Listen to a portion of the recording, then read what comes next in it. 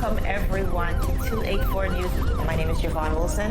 I'm Kamal Haynes. And I'm Ron Grant. And we are so thrilled and happy to be coming to you live out of the beautiful British Virgin Islands. The content continues via our website, 284media.com. In today's news, 19-year-old King Garden Bay resident charged with 5 counts of unlawful sexual intercourse with minor.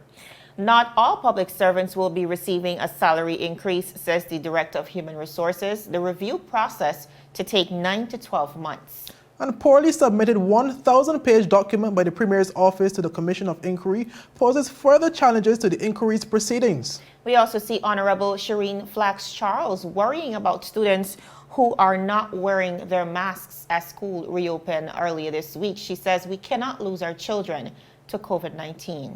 And the Isabella Morris Primary School to become first of 3 junior high schools on Tortola, with the works to commence following demolition. We get to these stories when 284 News returns.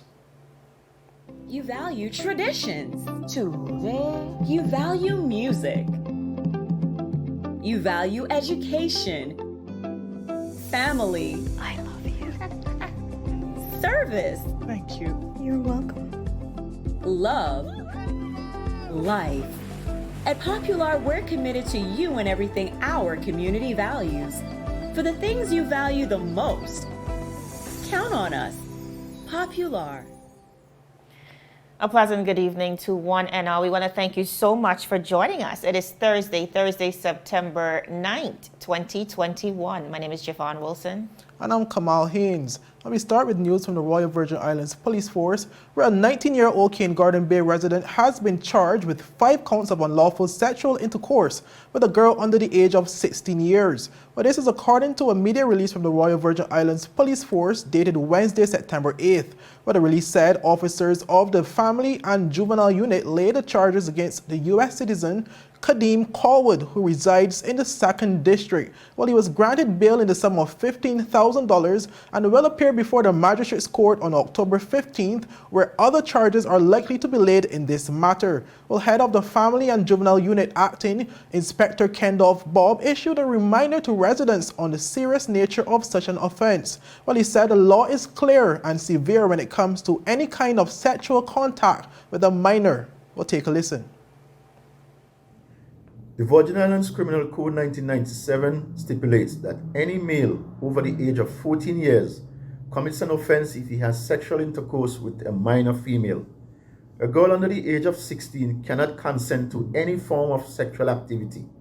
Therefore, it is an offense for a male over the age of 14 to engage in sex or have any sexual contact with a girl under the age of 16. This is called statutory rape, since according to law, the girl is considered to be too young to legally consent to have sex or sexual contact. Parents, guardians, teachers, coaches, school bus drivers, and leaders in youth groups, please share this message far and wide. An offender could be sentenced to 7 years in prison for unlawful sexual intercourse. Ignorance is not bliss in this case. Well, viewers, that was Acting Inspector Kendall Bob, who is the head of the Royal Virgin Islands Police Force Family and Juvenile Unit. Well, Javon, this is in terms of when this news broke yesterday, it sent some shockwaves throughout the territory with persons commenting on unlawful sexual intercourse with minors, and when the Inspector Bob would have revealed some of the contents in terms of what the law states in terms of any male 14 years or older who engage with sex with anyone who's under 16 is considered unlawful, whether it was consensual or not. It is a crime in the territory, and a lot of persons were caught by surprise in terms of that law. But the law is a law. Yeah, and a very strict law that I'm very happy to see law enforcement. I know Inspector Kendall Bob has been working on these cases for quite a number of time, and he's really privy to a lot of the reports coming into the Royal Virgin Islands Police Force. And Kamal, contrary to what we think, this is a very prevalent issue here in the territory, and we want to ensure that we have strict laws in place to really support the fact that we're not supporting any form of rape culture or underage sexual assaults in this territory. Now, viewers, as we move forward, we look at the conversation of salary review. Now, though highly requested, not all public servants will see an increase in compensation following the Cabinet proposed comprehensive salary review.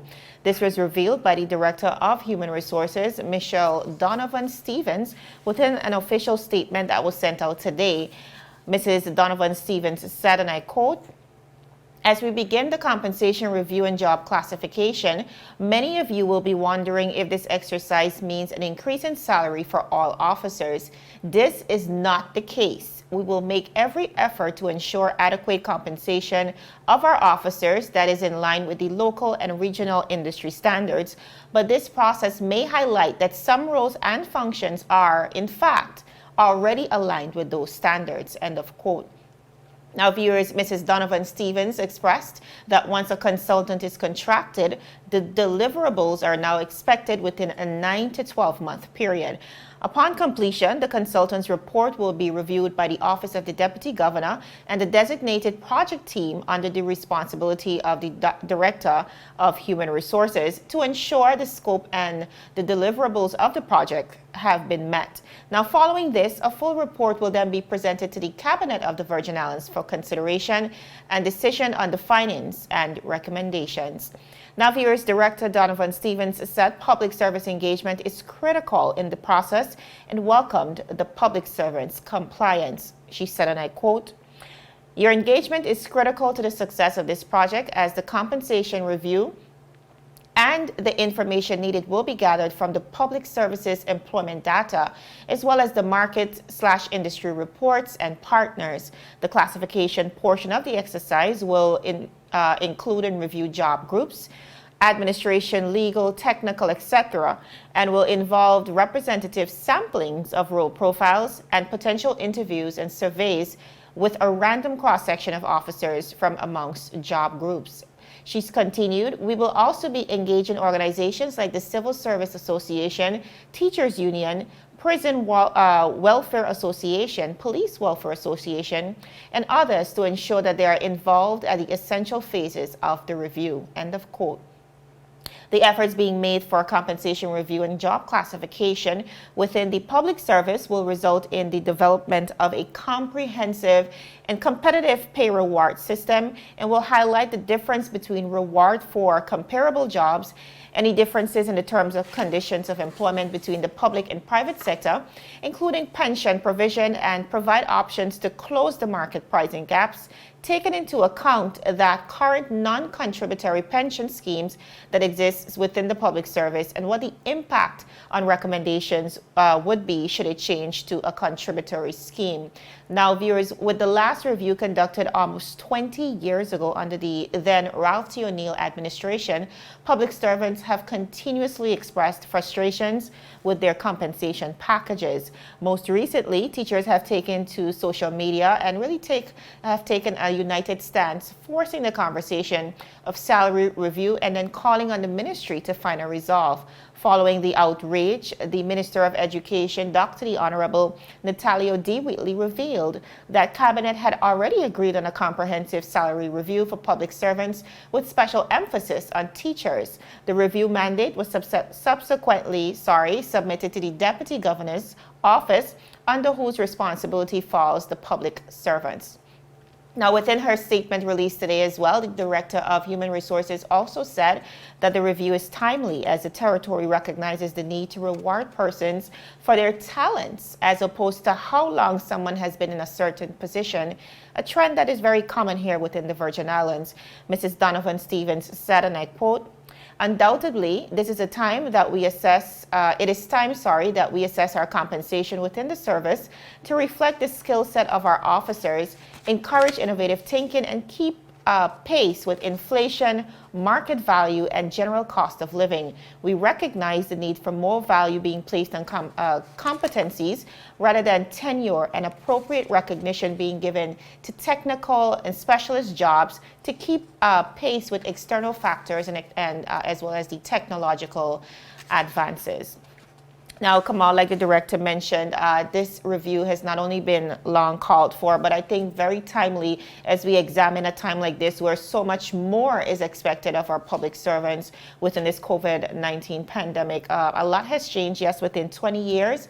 And I think it is grossly unfair that many of our public servants are still subjected to a salary scale that was created almost 20 years ago under the then-led Ralph T. O'Neill-led VIP administration. So I'm really happy to see this government really given a lot of priority to this matter and ensuring that as we move forward, our public servants could be better compensated.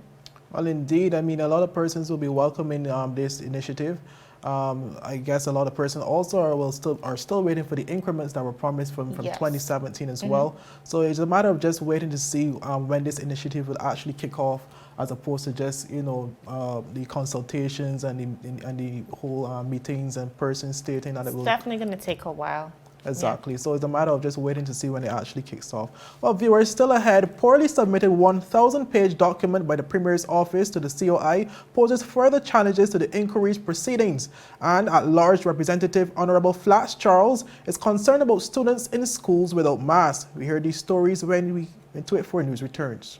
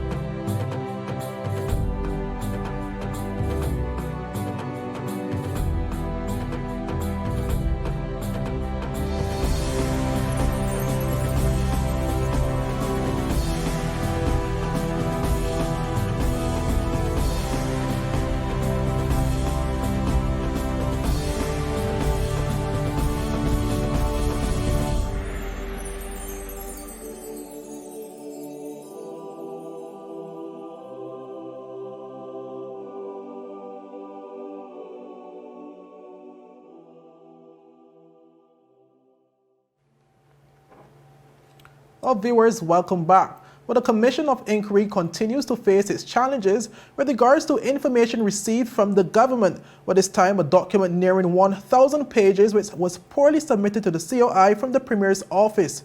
But this is according to the COI's attorney Bilal Warat, who made a statement during Wednesday's hearing after receiving a document on the night of Tuesday, September 7th. Warat said the document was poorly structured according to the protocols of the Commission and lacked substantial information such as proper headings and a signature to pinpoint who exactly was responsible for the submission of the document. To give this some context, a couple of days ago, it was indicated to you that you would be receiving a document setting out criticisms of the Auditor General. And it was certainly the impression I got was that that document was being drafted in response to a protocol that you recently issued, explaining how you wanted participants to deal with potential criticisms and the making of potential criticisms, and indeed how the inquiry would do so. The reason I gained that impression was also because when notice was given to you that this document was, or criticisms were to be forthcoming, you made clear that you wanted them in the format set out in the protocol. Plainly, the document that we have received is not in that format. The PDF of it is headed Note on Farmers and Fisheries, but when one turns to the document itself, it is not entirely clear who it's directed to. It is headed in the matter of the territory of the Virgin Islands Commission of Inquiry and the 2021 and the Commissions of Inquiry Act, but then it has a further heading which is response of the Office of the Premier to the evidence to the reports of the Auditor General and the Internal Auditor concerning the farmers and fishers and schools and churches grant programs. So it is not immediately clear whether this is a document that is intended for the Commission or whether it is a document that is a response to the reports that were issued by the Auditor General and the Internal Auditor, on which you have received evidence and heard oral evidence. It may be directed to both. While Attorney Warat also addressed a number of other concerns regarding the document, which included its large size given the present stage of the inquiry process and the nature of its submission. No notice or proper notice was given that this was the sort of document that was anticipated. As I said, it wasn't the impression I got when this point was raised.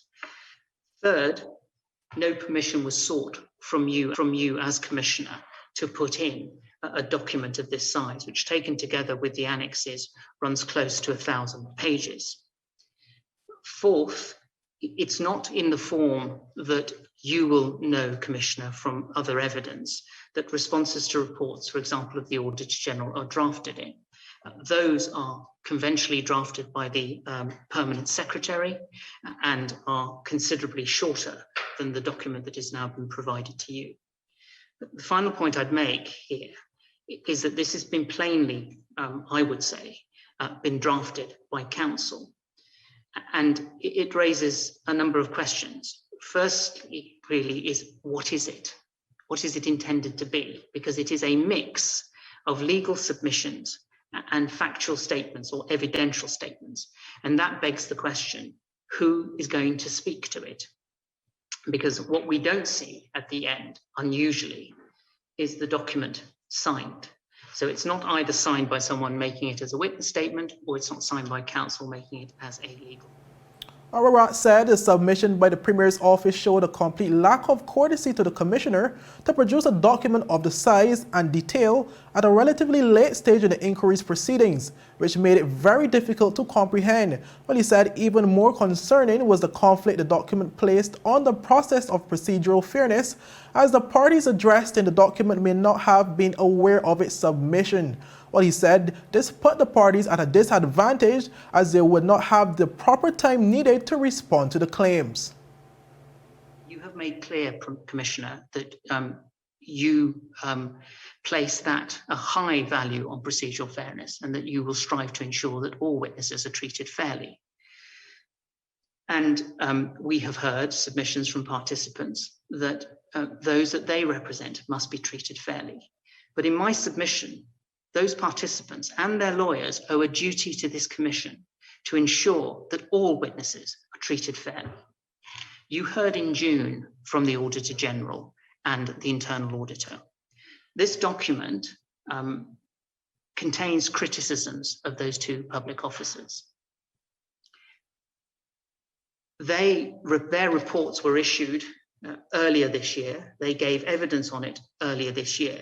And yet the response, if this is what it is, to those reports is now being provided in September, at a time when the expectation is that the Commission is reaching at least the final stages of its oral hearings. Everything must be done to ensure that these two public officers are not taken by surprise. And it begs the question, and it's a question that the Attorney General will have to answer, and that is, what assistance is going to be given to these two public officers to deal with a document that is, I would say, and I'm sure Mr. Hirey will correct me if I'm wrong, has been drafted by counsel. What time will they need to do so and to give the material and the matter set out in this document proper consideration? And if they are given that time, what impact will it have on the inquiries? Well, viewers, Attorney Hussein Hari, who is representing the Attorney General, confirmed that the document was indeed a submission to the Commissioner and the Commission of Inquiry. Well, when asked by the Commissioner, Sir Gary Hickenbottom, of the signing of the document, well, Hari responded that it was on the behalf of the Premier's office and that there was no one signing of the document.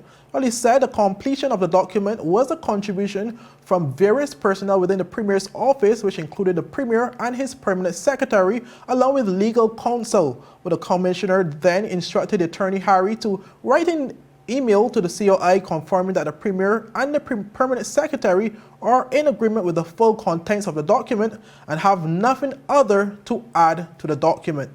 Well, Javon, we see here again the Commission of Inquiry undergoing yet another obstacle in its path in terms of getting this investigation completed in a timely manner. Yes, and we were hoping that they could be able to sift through that document, but clearly, like they said, it's going to be quite a task. Now, viewers, as we move on, at-large representative and junior minister for Trade and Economic Development, Honorable Shereen Flax-Charles, has expressed deep concerns about some students not complying with the face mask mandate since school reopened for face-to-face sessions last Monday.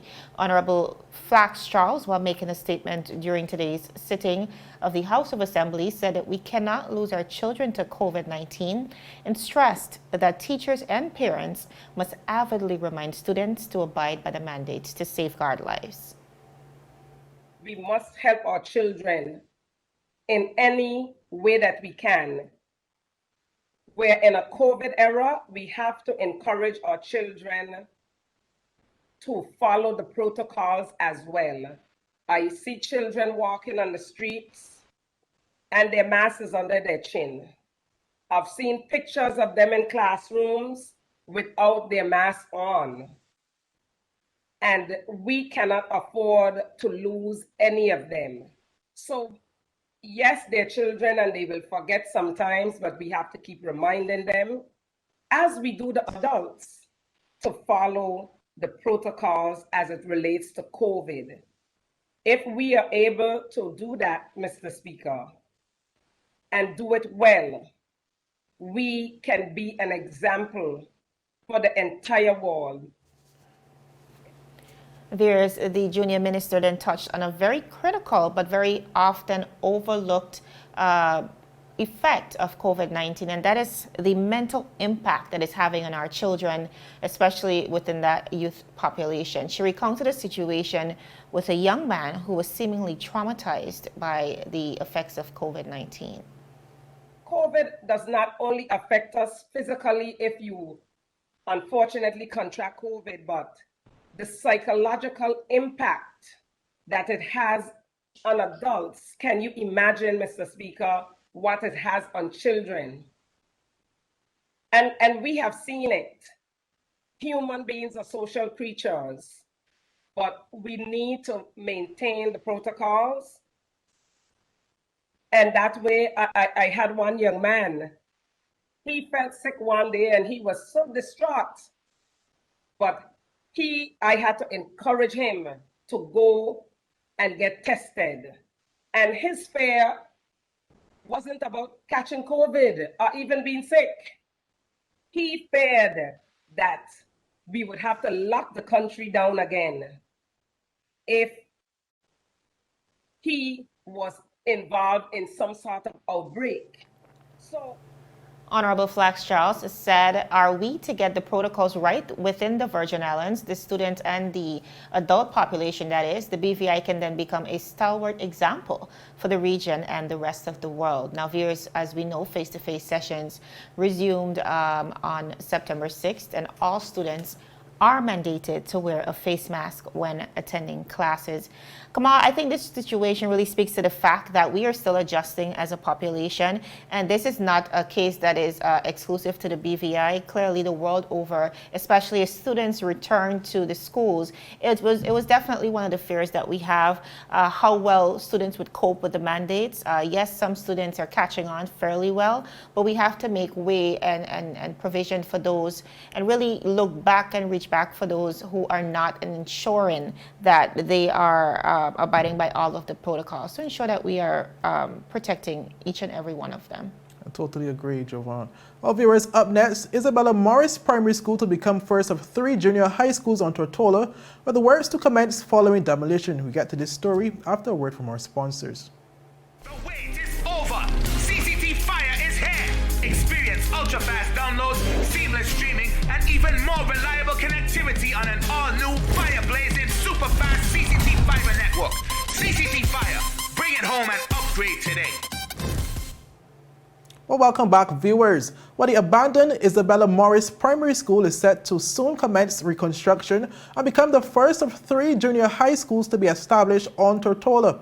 Well, this announcement was made by Education Minister Dr. Natalia Wheatley during a community meeting held in the 1st District recently. Well, Dr. Wheatley said that funds have already been budgeted for the school, which was severely damaged and deemed structurally unsound following the passage of Hurricane Irma in 2017. Well, he said by making it a newly developed junior school, it will help to ease the congestion presently experienced in the Road Town area by providing students the opportunity to attend a nearby junior school. When we evaluated, we determined it was not necessary to bring back Isabella Morris Primary as a primary school. Because of course, the students who are at Isabella Morris Primary School are being housed comfortably here at Leonora Delville Primary School. But bring it back, we must. Of course, in honor of the great Isabella Morris, and of course that school is a fixture in the Carrot Bay community, so we must bring it back. But we have been discussing for many years the concept of junior schools, because of course right now everything is centralized in Road Town, and that causes traffic, that causes a huge school that's really too big to manage. So on either end of the island we are putting junior schools. We've spoken about that for many years, but this administration under the leadership of Honorable Andrew Foy will make the junior schools into a reality. And we're starting with Isabella Morris Primary School. The concept is that. Well, Dr. Willie explained the proposed concept intended for the school, adding that the goal over the next 3 to 4 decades is to have the school seating approximately 200 students. Primary school, the concept is that some of the schools which neighbor Isabella Morris right now, you have Ivan Dawson in King Garden Bay and of course Leonora Delville. And we even want to create a situation where the students from Jas Van Dyke don't have to be getting on the boat and rushing all the way to Road Town and rushing back. That the students from Jas Van Dyke Primary School can be accommodated at the junior school at Isabella Morris. We're planning for about, Lorna, correct me if I'm wrong, about 200 students or so.